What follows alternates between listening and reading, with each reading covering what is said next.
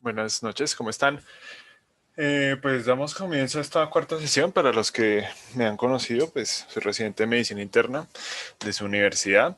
Ya dentro del primer ciclo hablamos de algunas generalidades del electrocardiograma normal. Esas las vamos a retomar para los que, algunos conceptos claros, para los que no estuvieron en esa charla, y vamos a aplicarlos pues a esta charla que en realidad es muy corta, vamos a hacerla muy concisa sobre el crecimiento de cavidades.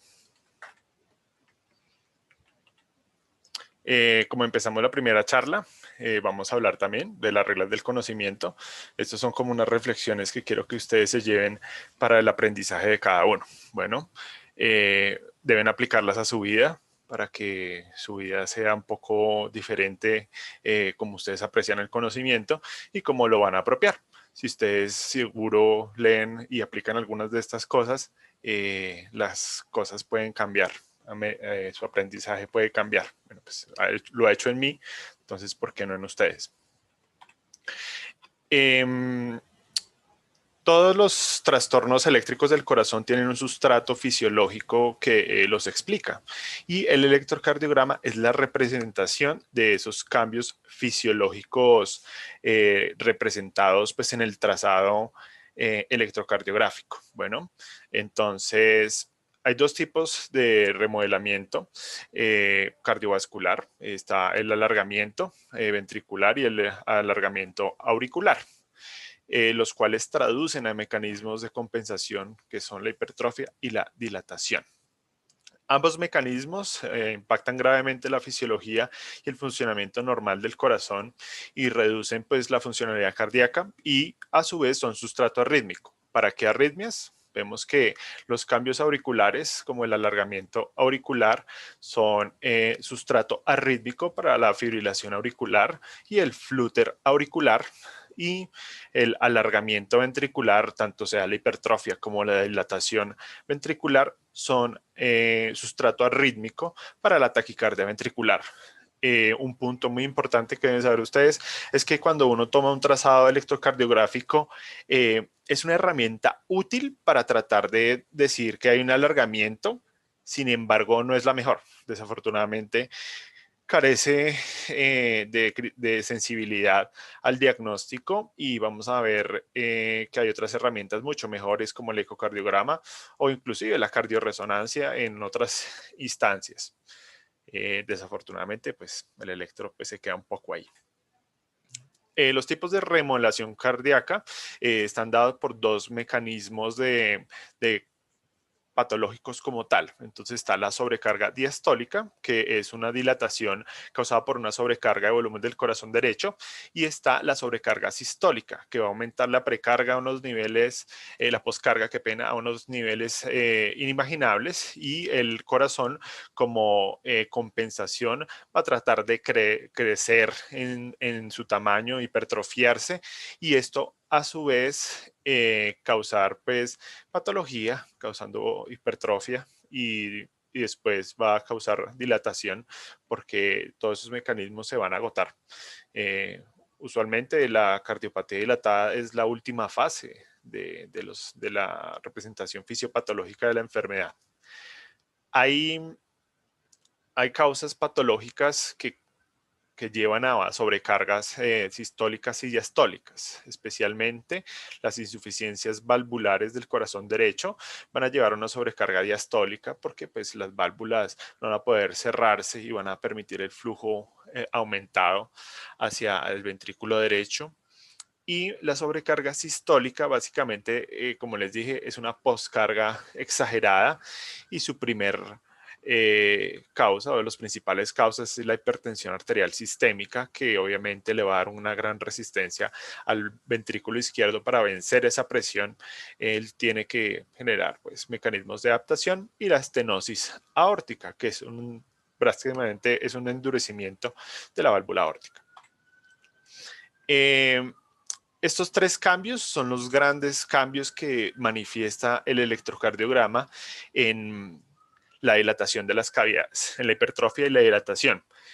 Un punto muy importante que quiero que se lleven: uno no puede discernir si es hipertrofia o es dilatación. sea, tenemos alguna sospecha por la clínica del paciente, sin embargo, con un electro es muy difícil decir, no, es que este paciente tiene una dilatación per se, sospechamos, son solo sospechas. Pero esas tres características son muy importantes y quiero que se las lleven. Primero, debe siempre tener una alteración de la amplitud del QRS. Como vimos, la amplitud se traduce en los milivoltios, es decir, en la altura que tiene esa onda. Hay una alteración del QRS, pero siempre es menor a 120 milisegundos. Y hay una alteración del segmento ST discordante. ¿Listo? Entonces, el primero, hay incremento de la amplitud, como les dije, el ventrículo se alarga, el ventrículo tiene un mayor tamaño y esto aumenta el voltaje que él da, la electricidad.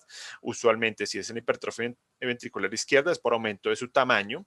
Y si es por dilatación, es porque el sensado de los electrodos, cuando usted los ponga en el pecho, el corazón es muy grande y está mucho más cerca los electrodos a ese corazón. Entonces, por eso se ve un aumento de la amplitud. El QRS se va a alterar, va a hacer algunas morfologías que son patológicas, como lo vimos en la primera charla, que hay algunas morfologías anormales del QRS. Sin embargo, nunca van a dar un patrón de bloqueo de rama, nunca van a otorgar ese patrón. Básicamente es porque el impulso se demora en el tiempo porque tiene que despolarizar una gran cantidad de masa ventricular. Y las alteraciones del segmento ST son discordantes al QRS.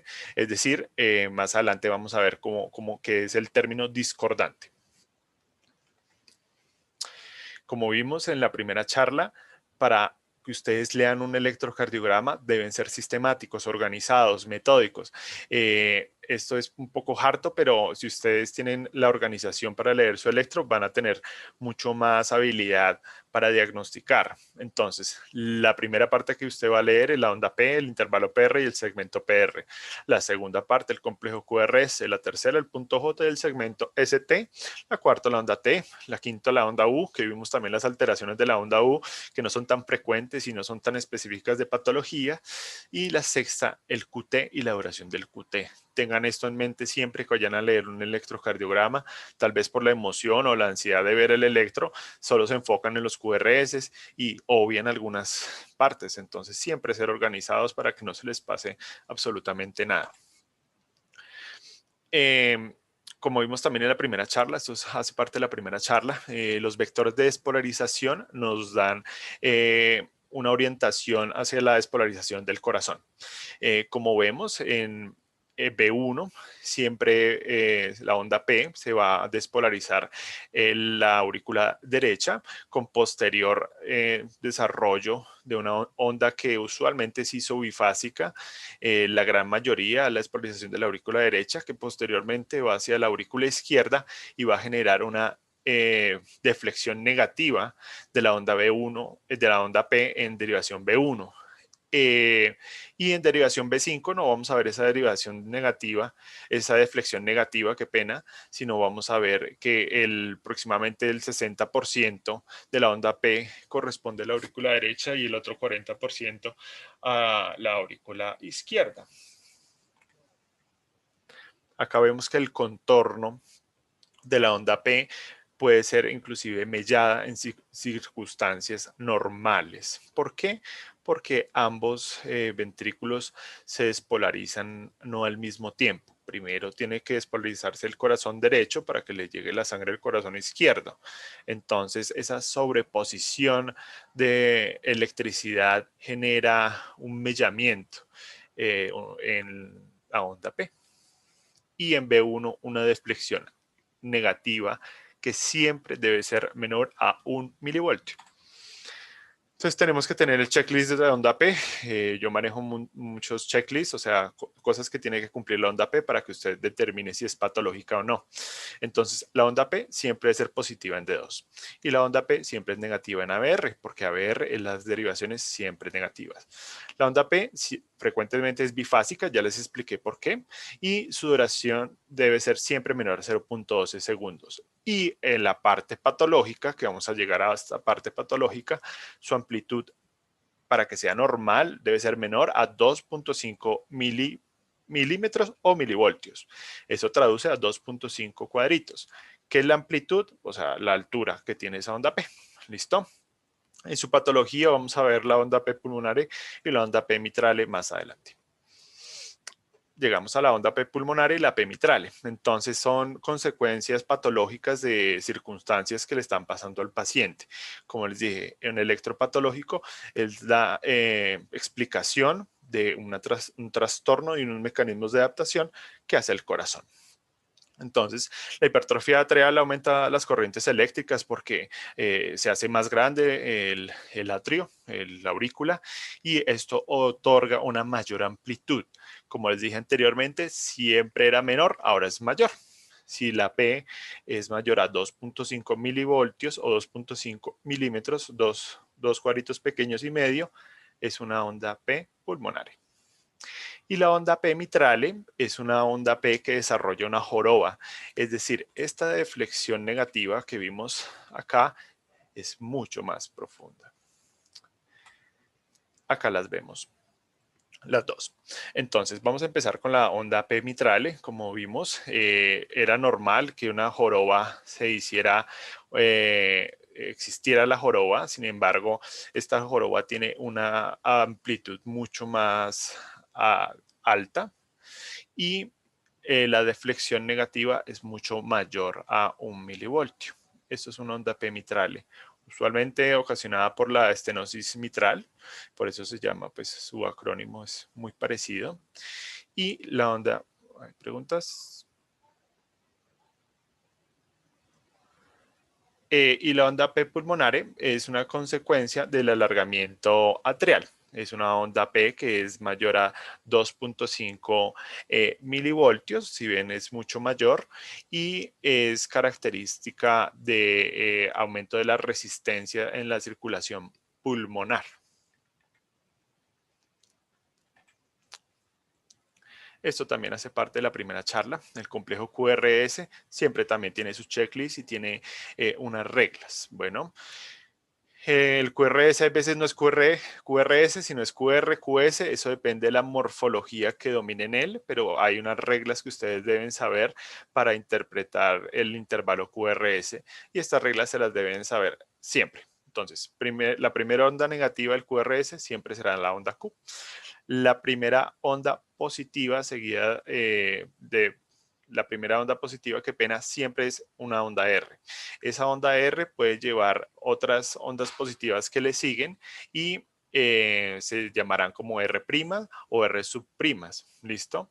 Y la onda negativa que ocurra después de una R es una onda S. Eso siempre tienen que saberlo para saber ustedes bautizar su complejo QRS. Como vieron en las charlas previas, su duración siempre debe ser menor a 0.120 segundos y cuando está aumentado esos tres cuadritos que son 0.120 segundos, hablamos de morfologías de bloqueos de rama. ¿Listo? El QRS puede ser en mayúscula o en minúscula dependiendo de la amplitud de su tamaño. Vamos a hablar ahora de los vectores de despolarización de un concepto pues, muy importante que se llama la progresión de la onda R. ¿Listo? Dependiendo pues, del vector que se despolarice, el electrocardiograma va a censar y va a dar mayores amplitudes según la cara del corazón que esté siendo pues, censada más cercana al electrodo.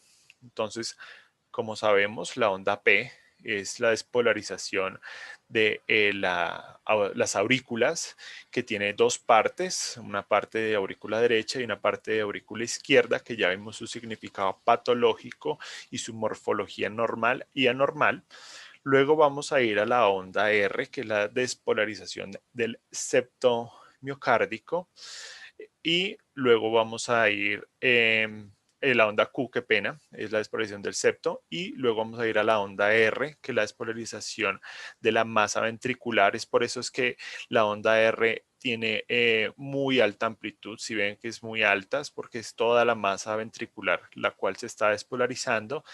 Y la cuarta es la despolarización de la base de los ventrículos, que es conocida como la onda S. Como vemos, esto es una progresión de la onda R a media normal. Como en B1 se sensa más cerca la parte pues, septal, hay unas ondas S y pues de las bases hay unas ondas S mucho más profundas.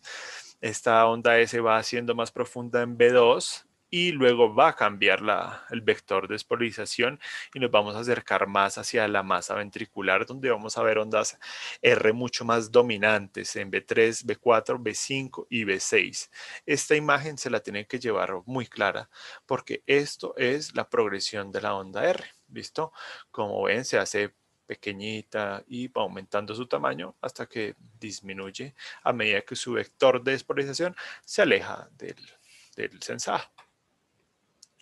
Este es el mismo concepto que ya les expliqué previamente, pero pues visto según un plano diferente. Y ahora vamos a ver las características de un hipertrofia ventricular izquierda e hipertrofia ventricular derecha. ¿Listo? En la imagen de la izquierda tenemos la hipertrofia ventricular izquierda. Como vemos, el concepto de la progresión de la onda R cambia totalmente. ¿Listo? Vemos que las ondas S son mucho más profundas en B1 y en B2 y la onda R se hace mucho más pronunciada. Y a su vez, si estuvieron en la charla anterior, algunos dirán, ¿qué pasa con el segmento ST, que tiene una deflexión negativa?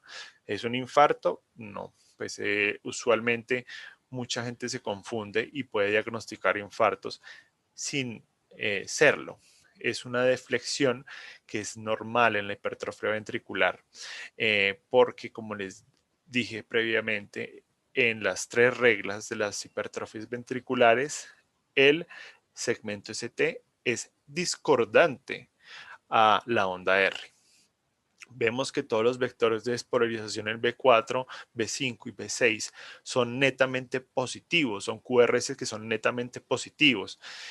Algunos preguntarán, ¿por qué son positivos? No sé qué, pues si usted suma lo positivo, que es esto 5, 10 y 15, y resta lo negativo, que son 7, pues la resta le va a dar un número positivo, sencillamente.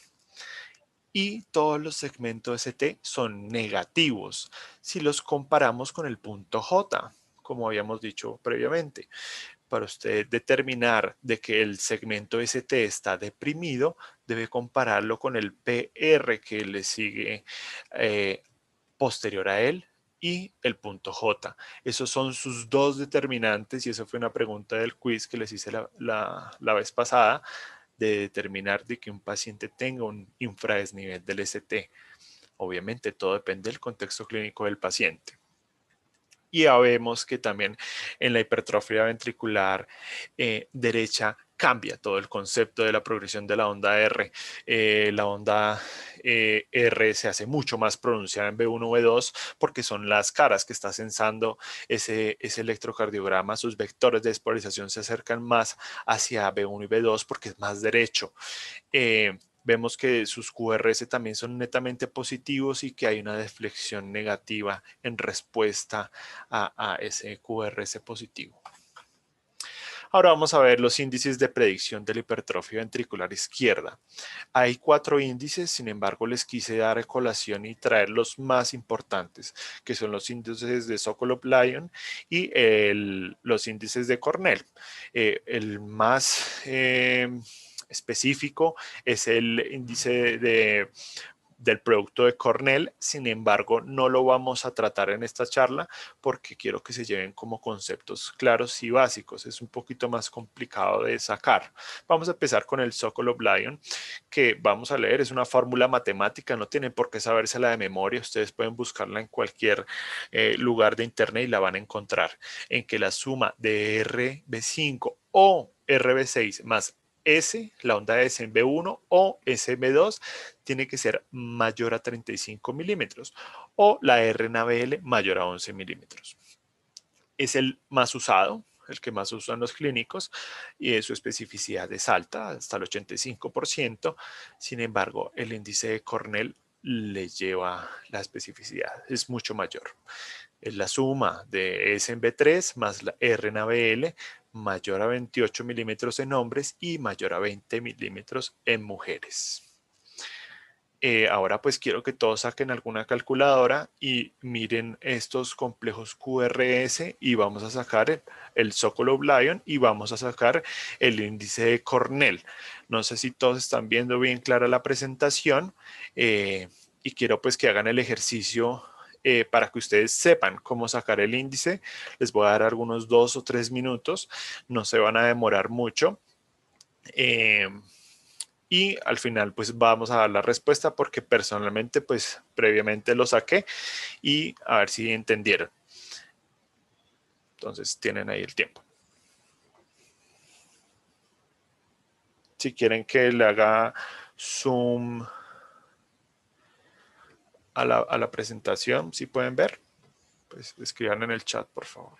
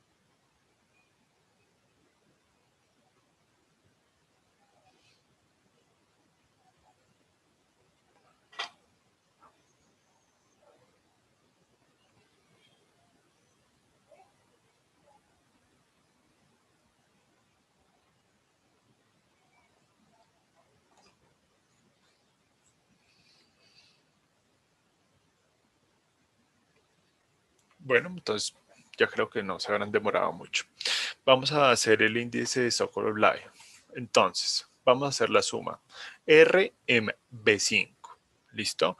La onda R es la primera deflexión positiva seguida de una onda Q. 5, 10, 15, 20 y 25. Más la onda S en B1. La onda S es la primera deflexión negativa seguida de una onda R. Onda R, onda S. 5, 10, 15, 20, 22 y 24. Ahí me equivoqué, pues 2 milivoltios. De todas formas, da. La sumatoria de estas dos morfologías da 47 milivoltios. Como sabemos, debe ser mayor a 35 milivoltios. Es decir, este electro es de un paciente que tiene hipertrofia ventricular izquierda.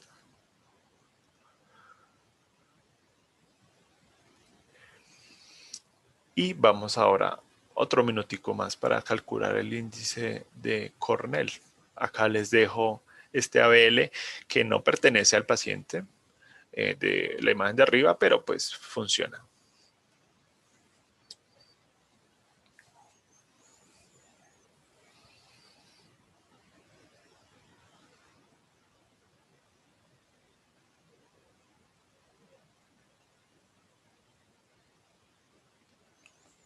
Listo.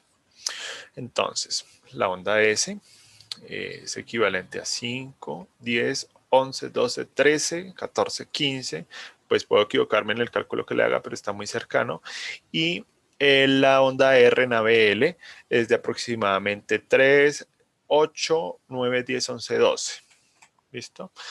La respuesta, pues 16 y 14 milivoltios es mayor a 30, es mayor a 28 en hombres. Esto quiere decir que este paciente también tiene hipertrofia ventricular izquierda con una mayor especificidad.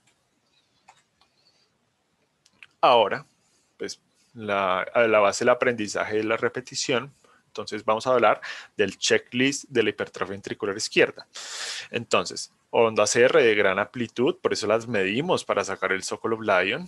Hay cambios secundarios del ST que antes eran conocidos como strain ventricular. Sin embargo, este término ya no debe ser usado porque no existe término strain como agotamiento ventricular, sino debe decir que son cambios secundarios del ST.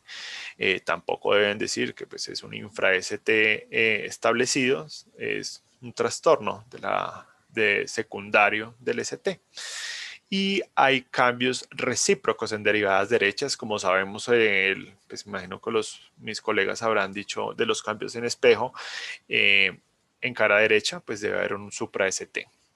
Hay una prolongación del QRS, como les dije, una gran masa ventricular es poco lenta para despolarizarse toda y se demora un poco más de tiempo, sin embargo nunca va a ser mayor a 120 milisegundos. Y está la onda P mitral y el eje izquierdo. Esas son características del mismo. El eje, pues ya posteriormente les dije cómo sacarlo. Ahora vamos a la última parte de la charla. Existe la hipertrofia ventricular derecha. La hipertrofia ventricular derecha casi siempre es secundaria a enfermedad pulmonar o hipertensión pulmonar, causas fisiopatológicas que aumenten la presión de este circuito pulmonar y causen hipertrofia y dilatación, como les dije, los mecanismos fisiopatológicos. Casos como la transposición de los grandes vasos generan hipertrofia ventricular derecha, la estenosis de la válvula pulmonar claramente porque aumenta la poscarga del ventrículo derecho, los defectos septales como el shunt atrial, el CIA, causa hipertrofia ventricular derecha y la insuficiencia tricuspidia. Acá vemos un electro normal con sus amplitudes común y corriente y acá vemos un electrocardiograma con hipertrofia ventricular derecha. Usualmente se ven patrones que son similares al bloqueo de rama derecha, que es el patrón RSR', complejos QR, inclusive complejos R, pero este es el que quiero que se lleven a mentalidad. Ese patrón de mi bloqueo de rama derecha puede ser muy característico de la hipertrofia ventricular derecha. El checklist de la onda de la hipertrofia ventricular derecho, vemos que en B1 y B2 se pierde el concepto de la progresión de la onda R y las ondas R son mayores. Deberían ser las ondas S mayores si la progresión fuera normal, pero pues se pierde todo este concepto. Existe un patrón de bloqueo de rama derecha. El segmento ST es discordante, como les expliqué previamente. El eje siempre es derecho. Si usted no tiene un eje derecho, no existe hipertrofia ventricular derecha. Y la P pulmonare, pues es un reflejo de la patología pulmonar atrial que está desarrollando este paciente. Acá vemos las características de un paciente con hipertrofia ventricular derecha. Vemos que el concepto de la producción de la onda R se pierde. Las S no son profundas, deberían ser profundas en B1 o B2. Sin embargo, las R dominan porque es un corazón que está dilatado y que sensa más la onda R. Hay infradesnivel, bueno, cambios recíprocos no recíprocos del ST, cambios secundarios. Y en algunos casos morfologías patológicas de hemibloqueos.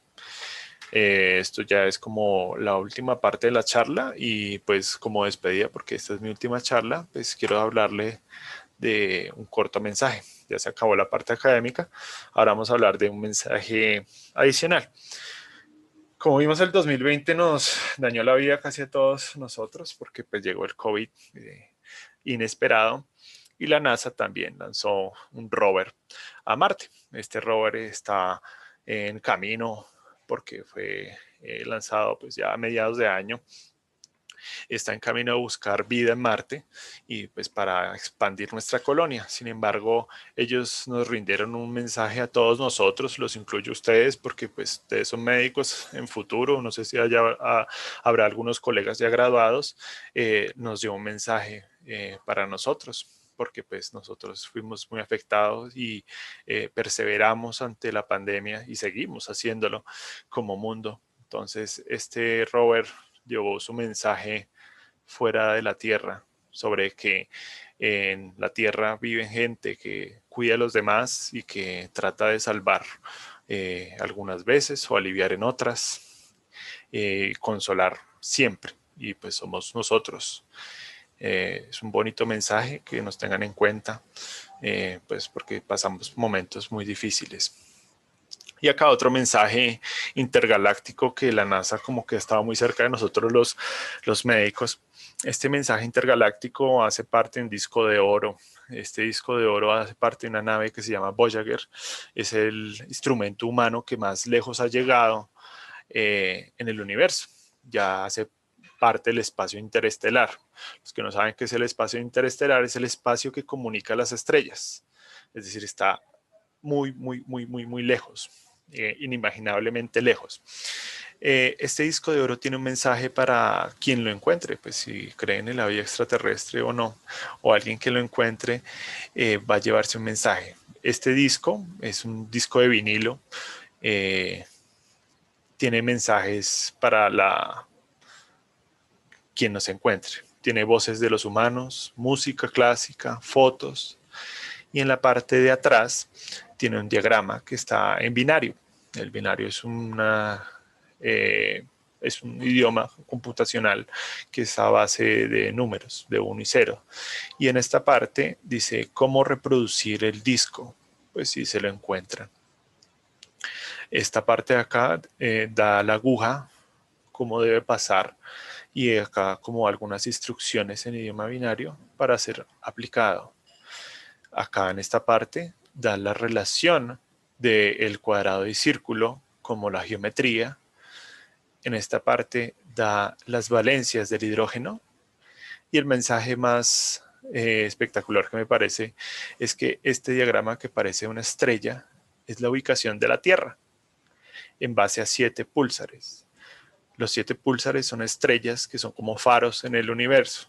Son faros, o sea, como que van dando una haz de luz, tratando de ubicarnos a nosotros, por si nos quieren encontrar. Y ya, básicamente esto es todo. Pues ha sido un gusto para mí. Hay otras charlas que vendrán en camino. Espero hayan aprendido. Si tienen alguna pregunta, los que me conocen pueden hacerla. Ustedes saben que yo soy muy abierto pues, a esta cosa académica y lo disfruto. Y espero pues hayan aprendido. Los voy a dejar para que hagan el Kahoot, que es muy sencillo. Bueno, si Muchas tienen gracias, doctor. alguna pregunta. ¿Le parece si abrimos un espacio de 2 minutitos de preguntas por si alguien tiene alguna pregunta?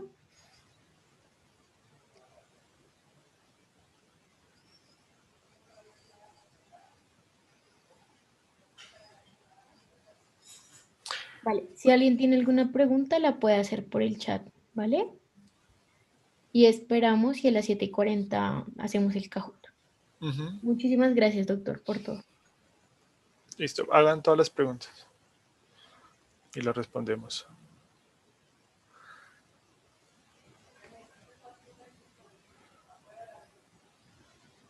Doctor, Laura Bernal dice que si podría volver a explicar, por favor, la P mitrale, porque no le quedó muy claro.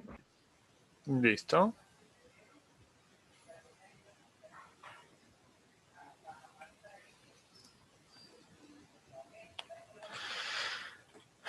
Pemitrale. Se trabó esta cosa.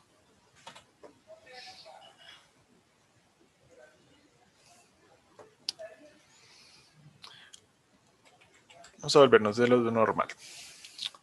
El contorno de la onda P debe ser siempre de esta manera, en derivación de 2. Primero porque la despolarización del atrio derecho y el atrio izquierdo no ocurre al mismo tiempo. Tiene que ocurrir a un destiempo. Ese destiempo es fisiológico para que le dé espacio a que la sangre llegue al otro lugar.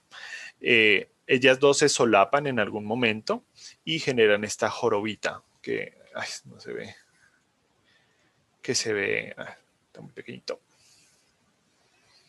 que se ve acá, ¿listo? Y la onda P mitrale es una onda P que es esta joroba debería descender de esta manera, sin embargo aumenta su amplitud y además en la derivación B1 vemos que esta deflexión debe ser de 1 milivoltio. Listo, un cuadrito nomás. Vemos que acá excede ese cuadrito. ¿Sí? ¿Quedó claro?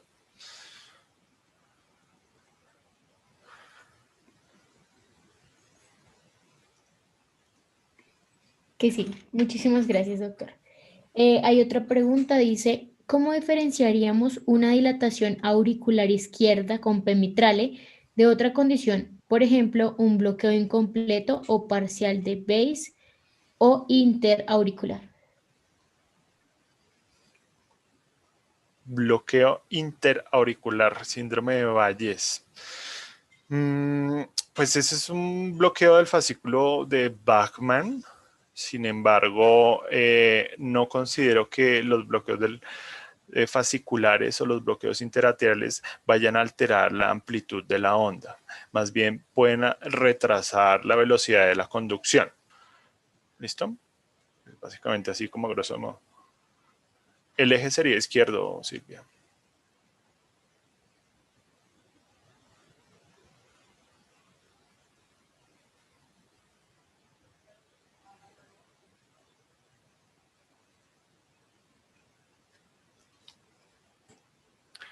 Sí, Roberto. Es que, o sea, la amplitud de las ondas P es diferente a la duración de las mismas. Y los bloqueos interfasciculares van a alterar la duración de las ondas, más no la amplitud. Como vemos acá, es la amplitud, es la electricidad en milivoltios, no la duración. Bueno, pregunta difícil. ¿Alguna otra pregunta?